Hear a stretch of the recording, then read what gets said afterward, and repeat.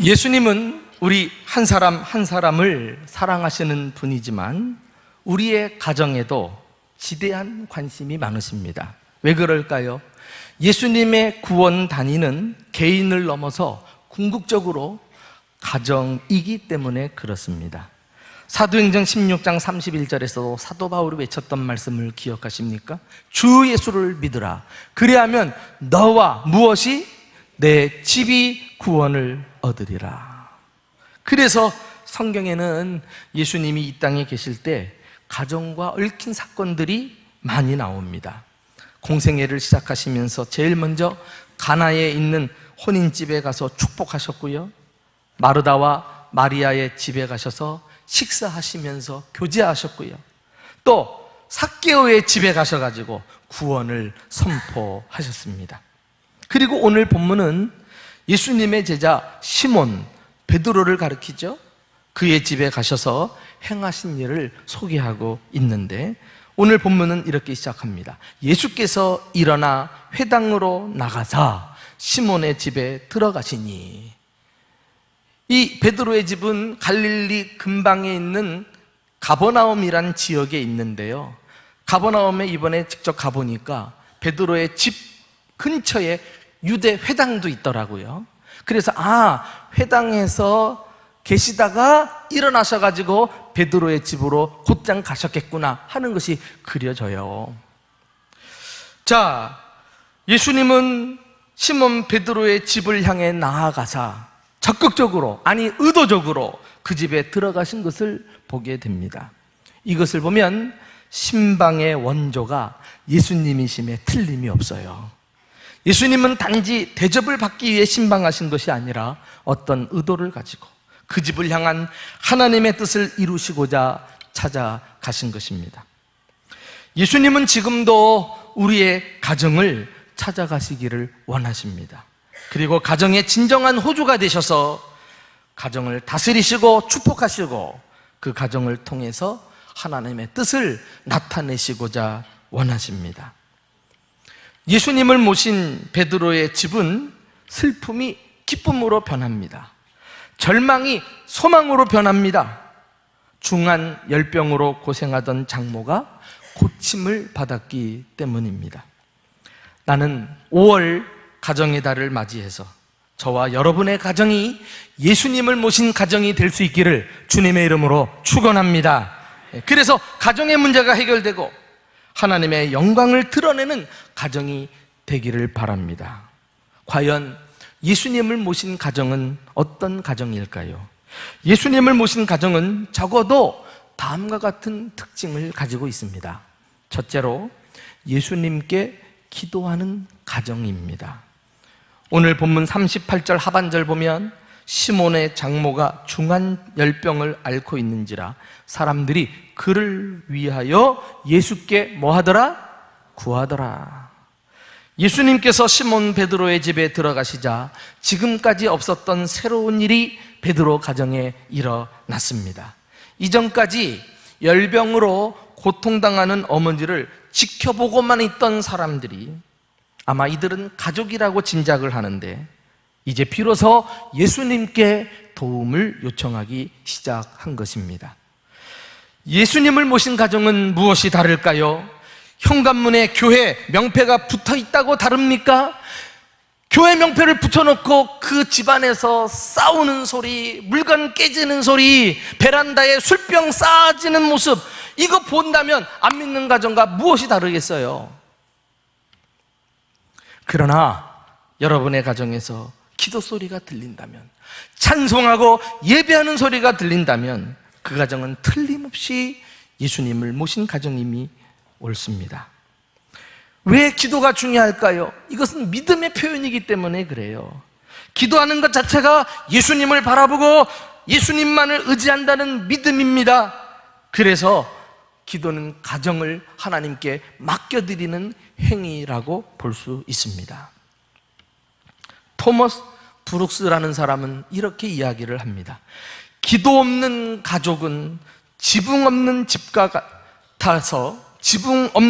같아서 쏟아지는 폭풍우에 그대로 노출될 위험에 빠져 있는 것이다. 그리했어요. 오늘날과 같이 각종 사고, 사건, 범죄가 난무한 위기의 시대에 여러분들이 무슨 수로 가정을 지키겠어요? 기도 없이 지붕이 뻥 뚫린 가정처럼 그 무수히 많은 위기를 다 받아내시면서 어떻게 살아갈 수 있겠느냐 말이에요. 기도야말로 가정을 지키는 최고의 전략인 줄 믿으시기 바랍니다. 어떤 가정이든지 사실은 문제가 다 있어요. 행복해 보이는 가정이라도 겉모습만 보고 부러워하지 마세요.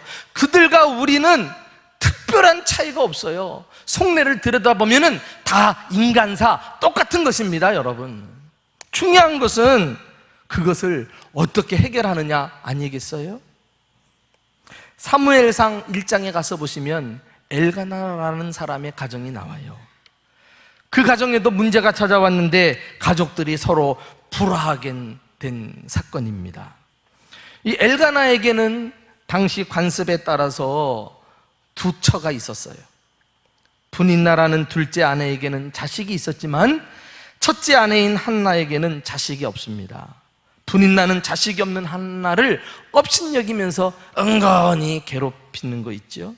그 바람에 한나의 마음은 성경에 보니까 격동했다 그랬어요. 무슨 말이에요? 부해가 나가지고 견딜 수 없어 하는 걸 말합니다.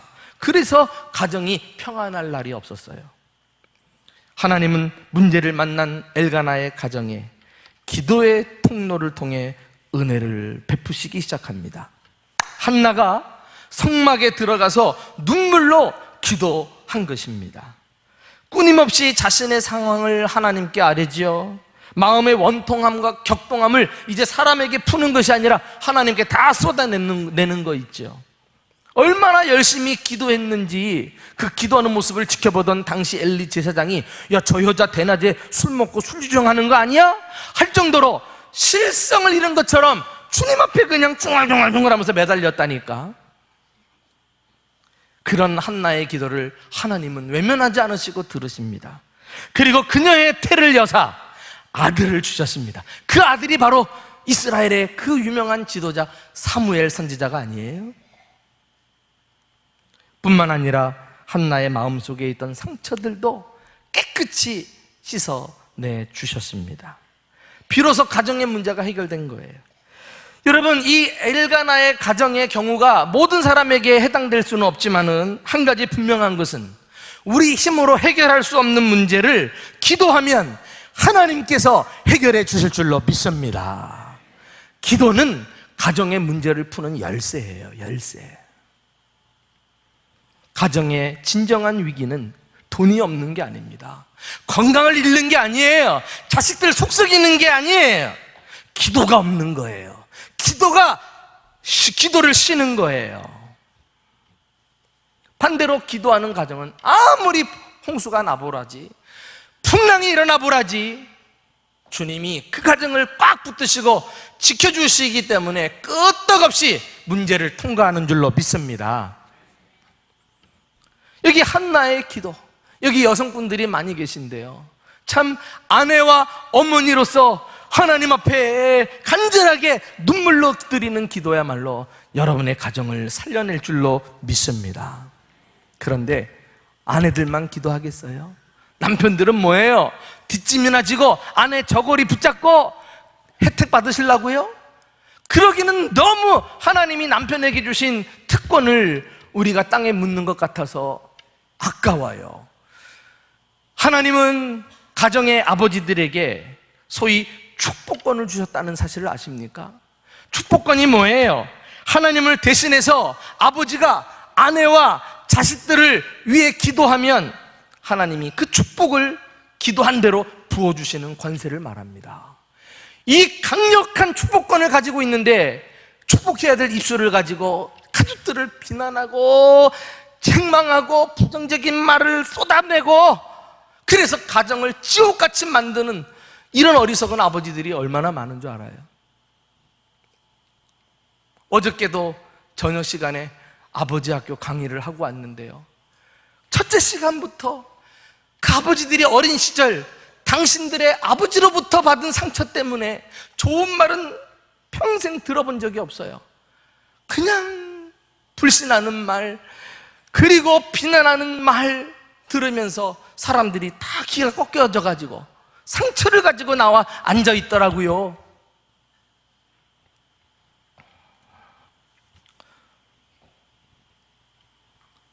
내가 확실히 믿기는, 어머니가 한나처럼 기도하고 아버지가 그 집의 제사장 같은 자세를 가지고 가족들을 축복하며 기도할 때 가장 수지 맞는 것은 자녀들이 그것을 보고 배운다는 거예요.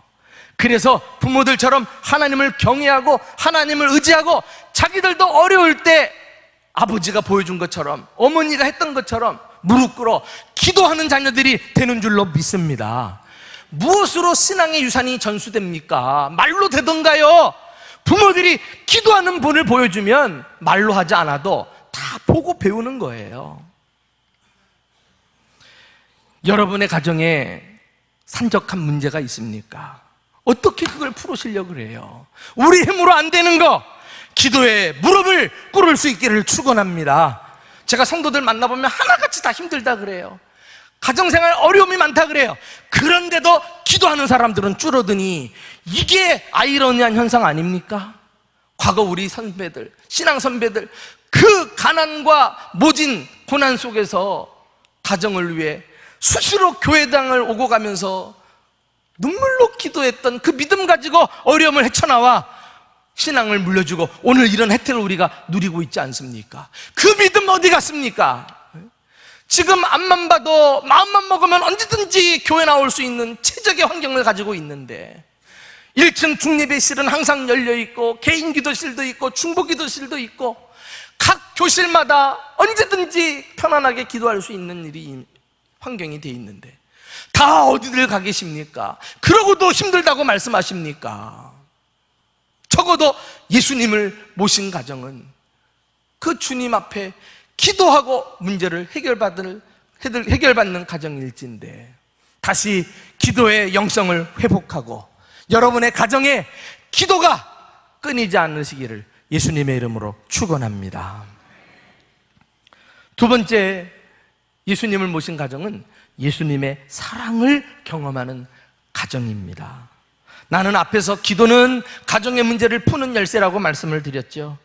기도로 가정의 문제가 해결되는 것은 기도 자체에 신비한 마력이 있기보다도 예수님이 그 가정에 계시기 때문에 그래요. 가나 혼인집에 예수님을 모시자 물이 포도주로 변하는 기적이 일어난 줄로 믿습니다. 베드로의 가정에 예수님을 모시자 장모의 열병이 떠나는 기적이 일어났어요. 우리 집에 찾아오시는 예수님은 어떤 분이십니까? 놀라지 마세요. 하늘과 땅의 모든 권세를 가지신 만왕의 왕, 그분께서 우리 가정을 다스리시기를 원하시는 것입니다. 오늘 39절 상반절 보면 예수께서 가까이 서서 열병을 꾸짖으신대 이렇게 말씀하고 있어요. 베드로 가정에 찾아오신 예수님, 그냥 명령만 해도 병이 나을 텐데 굳이 꾸짖었다 이런 표현을 쓰는 것은 무슨 이유일까요? 예수님이 막강한 권세를 가지신 분임을 의도적으로 알리는 말씀 아니겠어요? 복음서에 보면은 예수님은 바람과 풍랑을 향해서 꾸짖으신데 잠잠하게 만드셨어요. 귀신 들린 사람 앞에서 귀신을 꾸짖으신데 귀신이 쫓겨나갔어요. 이것은 예수님이 자연계를 다스리시는 왕이시고 또 심지어 영계를 다스리는 만왕의 왕이심을 보여줍니다. 베드로의 가정에 오셔서 장모의 열병을 꾸짖으신 것도 인간의 질병을 다스리는 분도 주님이신 것을 우리에게 보여주는 것 아니겠어요? 그 예수님이 지금도 우리 가정에 오셔서 당신의 권세로 우리를 다스리시고 가정의 문제를 꾸짖으사 해결해 주시기를 원하시는 줄로 믿습니다. 그런데 여러분, 내가 여기 한 가지 중요한 사실을 여러분들에게 말씀드리려고 해요. 더욱 우리가 중요한 것은 예수님을 모신 가정은 예수님 때문에 일어나는 기적 자체보다도 예수님의 사랑을 경험하게 된다는 것입니다. 이것은 문제가 해결되는 것보다도 더 좋고 더 중요한 문제인 것입니다. 오늘 본문에 예수님께서요, 단순히 장모에게 가까이 다가가신 것으로만 기록이 돼 있어요. 그런데 똑같은 사건을 기록하고 있는 다른 복음서, 예를 들어 마태복음이나 마가복음을 보면은 이때의 상황을 좀 더 자세하게 묘사를 하고 있습니다. 어떻게 해요? 마태복음 8장 15절 보면은 그의 손을 만지시니 열병이 떠나갔더라. 마가복음 1장 31절에는 나아가사 그의 손을 잡아 일으키시니 열병이 떠나갔더라. 이렇게 기록하고 있어요. 여러분, 우리는 기도하는 과정에서 문제도 해결받겠지만 그보다 더 중요한 것은 문제를 해결하시는 예수님을 인격적으로 만나게 되는 줄로 믿습니다. 이거 얼마나 놀라운 축복이에요. 예수님이 우리 가정에 찾아오셨는데 그분은 만왕의 왕이신데 그분과 내가 아무 관계가 없다면 그분은 무슨 소용이 있느냐 말이에요. 근데 그분은 찾아오셔서 손을 내밀어 베드로의 장모에게를 손을 만지시는 순간 주님의 능력이 그를 통하여 장모에게로 전달되고 그리고 순식간에 깨끗하게 나온 줄 믿으시기 바랍니다. 손을 잡아주는 순간 이 장모는 얼마나 큰 사랑을 느꼈을까요? 야, 이분이야말로 정말 나를 사랑하시는 분이구나. 이분이야말로 나를 정말 위해 주시는 분이시구나. 이런 인격적인 접촉이 일어나면서 그 사랑에 감격하는 순간 병이 떠난 건 아니겠어요? 그의 손을 만지시더라. 하나님께서 우리 가정에 한 가정 한 가정 찾아오셔서 우리 가족들 한 사람 한 사람을 일일이 만져주시고 사랑으로 타치해 주시기를 주님의 이름으로 축원합니다. 여기 만진다는 헬라어 단어는요, 단지 이렇게 스쳐 지나가는 것 정도가 아니에요. 아주 자상하고도 성의 있게 만져주는 것을 말합니다. 그러니까 이렇게 우리는 상상해 볼 수가 있죠. 나는 손을 잡아 일으켰다 혹은 손을 만지시니 이렇게 기록이 되어 있는데 예수님이 한 손만 쑥 내밀었다고 보지 않아요. 예수님의 성품상 그 친절하신 분이 병 때문에 고통당하는 사람을 보면서 난 두 손을 잡아주지 않았을까 싶어요. 예, 두 손으로 아픈 환자의 손을 탁 감싸주면서 얼마나 고생을 많이 했어요. 참 힘드셨겠어요. 이제 걱정하지 말아요. 내가 고쳐드릴게요. 저를 믿고 한번 일어나 보실래요? 하는 순간 병이 떠난 줄 믿으시기 바랍니다. 예. 와. 저 어릴 때 어머니 따라 기도원도 가보고 했는데 병 고친다는 은사 받은 부흥사들이 환자를 앞에 두고 막 고래고래 고함치고 뭐 호통치고 막 이래가지고 병 고친다고들 난리법석인 걸 봤어요. 또 어떤 사람은 그냥 막 환자를 고친다고 막 두들겨 패는 사람도 봤어요. 아따, 요런 뻑적지근해요. 예수님은 꾸짖기도 하고 명령도 하셨지만 한 가지 방법만 사용하신 것이 아니라 당신이 특별하게 필요를 느끼셨을 때는 문둥병자에게라도 다가가서 말이죠, 손을 내미시고 만지시는 분이에요. 왜요? 사랑을 전해주시고자. 인격적인 만남을 주님께서는 중요하게 여기셨기 때문이 아닐까요? 사랑하는 교우 여러분, 예수님은 지금도 동일한 방법으로 우리에게 다가오셔서 역사하시는 분임을 믿으시기를 바랍니다.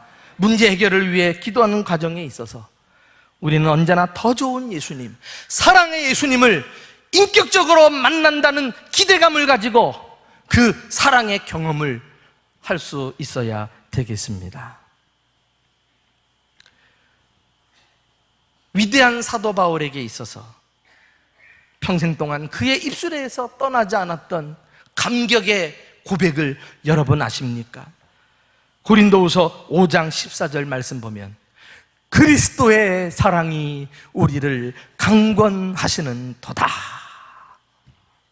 알고 보니 그리스도의 사랑이야말로 그의 삶의 원동력이요, 그의 헌신의 동기요, 그리고 그의 삶의 의미였던 것을 볼 수 있어요. 이 강권한다는 게 뭐예요? 사로잡는다는 것 아니에요? 그래서 그를 끌고 가는 게 다름 아닌 그리스도의 사랑이었다니까. 예수님을 만나 구원받고 그 사랑에 감격하고 보니까 그 사랑의 포로가 되어가지고 그 사랑 때문에 감사하며 살아갔던 것을 고백하는 거예요. 표준어 성경에 보니까 이 문구를 이렇게 알기 쉽게 번역을 해놓았더라고요. 그리스도의 사랑이 우리를 휘어잡습니다. 예수님의 사랑에 사로잡힌 바 되는 저와 여러분 될 수 있기를 주님의 이름으로 축원합니다.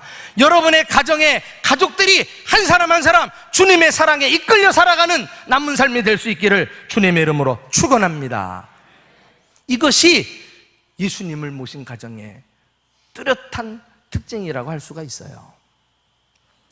마지막으로 예수님을 모신 가정은 예수님을 수종드는 가정입니다. 한마디로 예수님을 위해 봉사하고 헌신하는 가정이 되는 것이죠. 39절 하반절 보면은 여자가 곧 일어나 그들에게 수종드니라 이렇게 돼 있어요. 마태복음 8장 15절에 가서 보시면 예수께 수종들더라 라고 기록하면서 섬김의 대상을 더 정확하게 언급하고 있습니다. 아마도 장모는 고침받고 나니까 얼마나 감사하고 감격했던지 그냥 누워만 있을 수 없었어요. 곧 일어나! 열심히 밥도 했을 거예요. 반찬도 준비했을 거예요. 예수님뿐만이 아니라 예수님과 함께 했던 제자들까지도 수지를 맞은 거죠. 대접을 받았으니까. 그러면서도 힘들 줄도 모르고 기쁘게 섬겼을 그 장모의 모습을 떠올려 봅니다. 그런데 여기 수종들더라 하는 단어를 가만히 보면은 시제가 말이죠, 미완료 과거형으로 돼 있어요. 완료가 아직 안 됐다는 거예요. 다시 말해서 수종드는 것이 한 번으로 끝나는 것이 아니라 계속 쭉 섬겼다는 거 아니겠어요? 나는 이 사실로 인하여 확신하건대 이 장모는 병고침 받고 주님과 인격적인 만남을 계기로 해서 그 이후에 일평생 주님을 섬긴 줄로 믿습니다. 이게 주님을 섬기는 가정과 주님에게 은혜를 경험한 사람의 특징이에요. 누가복음 23장 55절 보면 드디어 예수님이 십자가에 못 박히십니다. 그리고 무덤에 안치되었죠. 누가복음 23장 정도면은 이제 끝까지 간 거예요. 이제 마지막 장면 아닙니까? 그때 예수님의 무덤과 시신을 돌아보기 위해서 일단의 여인들이 동산에 올라와요. 성경은 그들을 뭐라고 말하냐면 갈릴리에서 예수와 함께 따라온 여인들이라고 말합니다. 갈릴리에서 함께 온 여인들, 그 갈릴리, 그 베드로의 집이 있던 가버나움, 그 중에 은혜를 받았던 장모, 그 장모도 틀림없이 그 무리 가운데 있었을 것이라고 저는 짐작해요. 하나님의 은혜를 받은 사람, 하나님의 사랑을 경험한 사람은 그 마음속에 감사가 있습니다. 감격이 있습니다. 이런 사람은 가만히 있질 못해요. 주님과 주님이 기뻐하시는 사람들을 위해서 기쁘게 섬기는 자가 되고 마는 것입니다. 교회에서 가만히 보면 봉사하는 분들 가운데 두 종류가 있어요. 예외 없이. 한 분은 은혜 받지 못하고 그냥 의무적으로 교회 나와 봉사하는데 그냥 교회 생활에 익숙해져서 하는 거예요. 그런데 은혜가 없으니까 이분들의 봉사는 오래가지 못해요. 끄떡하면 어려운 일 생기면 집어치우기 십상입니다. 그러나 교회 봉사하다 보면 어려운 일도 있잖아요. 이런 것을 알고도 다 감당해내면서 끝까지 봉사의 자리를 지키는 사람이 있는데 그 사람들의 공통점을 보면 은혜 받은 사람이야. 주님의 사랑에 강권해서 끌려다니는 사람이야. 이런 사람은 결코 봉사를 쉴 수가 없는 것입니다. 여러분들 오늘 할렐루야 찬양대 찬양을 했는데 내가 찬양하는 모습 보면서 감동을 받은 게 있어요. 솔리스트 우리 윤성수 형제 마이크 잡고 여기서 어머니의 가사가 어떻게 되죠? 기도드리고 뭐 이런 거에 찬송했잖아. 근데 그래 바로 앞 앞칸에 그 어머니가 또 찬송하고 있다니까. 그 아버지는 지금 저 방송실에서 열심히 자막을 띄워주고 있다니까. 여러분 설교 듣기 이해하기 쉽게. 이야, 이 윤성수 형제는 지금 서울의 직장인입니다. 젊은 형제가 서울의 직장인데 뭐라 그러냐면은 우리 대전중부교회에 와서 예배 드리려고 주일마다 내려와서 성가 연습하고 예배 드리고 봉사하는 형제예요. 온 가족이 헌신해요. 가만히 보니까 한 번, 두 번 하다 마는 게 아니라 가족들이 꾸준하게 하더라고요. 이게 사람의 힘으로 되니까, 주님의 사랑을 경험하니까, 주님과 인격적인 만남이 있으니까 교회를 사랑하고 주님을 사랑하고 주님과 함께한 사람들 사랑해서 섬기는 거 아닐까요? 내가 이 말했다고 교만하지 말고 더 겸손하게 잘 섬겨. 저는 이런 생각을 해봐요. 이제 설교를 마무리하면서 시몬의 장모가 인생의 화몽기에 접어들고 마무리를 할 순간이 가까이 왔을 때 자기 사위에게 얼마나 감사했을까요? 어느 날 집에 예수님을 초청했기 때문에 자기의 병을 나을 수 있었어요. 예수님의 손길을 체험할 수 있었어요. 그래서 예수님을 일평생 섬길 수 있게 된 거, 그게 사위 잘 만나서 된 거 아니겠는가? 그러면서 늘 감사하며 살았을 거예요. 교우 여러분, 오늘이 어버이 주일입니다. 우리가 부모님을 위해 해드릴 수 있는 최고의 효도는 무엇일까요? 부모님이 나를 낳으시고 힘쓰고 애써 길러셔서 우리가 여기까지 왔지만 이제 우리가 부모님을 끝까지 책임져 드릴 수는 없어요. 이게 인간의 한계 아니겠어요? 그러나 만일 우리가 사랑하는 부모님에게 예수님을 소개해드리고 그 부모님의 삶 속에 예수님을 모시기 시작한다면 남은 날 예수님과 함께 동행하면서 사시다가 눈을 감고 기쁘게 천국까지 들어가게 되실 줄로 믿습니다. 이게 부모님을 향한 최고의 사랑과 효도가 아닐까요? 여기 부모님들도 많이 계시겠습니다마는 자녀를 향한 최고의 양육이 무엇입니까? 내가 낳은 자식이라도 끝까지 내가 자녀들과 동행할 수 없잖아요. 내가 자녀들 지켜낼 수 없잖아요. 그러나 내 자녀들의 삶 속에 예수님을 소개한다면, 예수님을 그들이 모시기 시작한다면 그들이 어디를 가든지 주님이 동행할 것이고, 위기를 만났을 때 그들은 내가 보여준 본을 따라 무릎 꿇어 기도할 것이고, 주님은 위기 속에서 그들을 감싸시고 보호해 주실 줄로 믿습니다. 주님께 맡겨야지 내 자녀 문제도. 이제 5월 27일 이후 초청잔치가 있습니다마는 또 다른 의미는 무엇일까요? 예수 모시지 않았던 가정에 예수님을 모시게 하자, 이거 아니겠어요? 그리하여 정말 행복하고 살맛나는 행복한 가정을 만들어 드리고자 하는 것이 우리의 목적인 것입니다. 예수님을 모신 가정은 무엇이 다릅니까? 기도가 있습니다. 그리고 예수님과 인격적인 만남을 통해 사랑의 감격을 가지고 살아가는 사람입니다. 그리고 일평생 주님께 수종드는 가족들이 모인 가정입니다.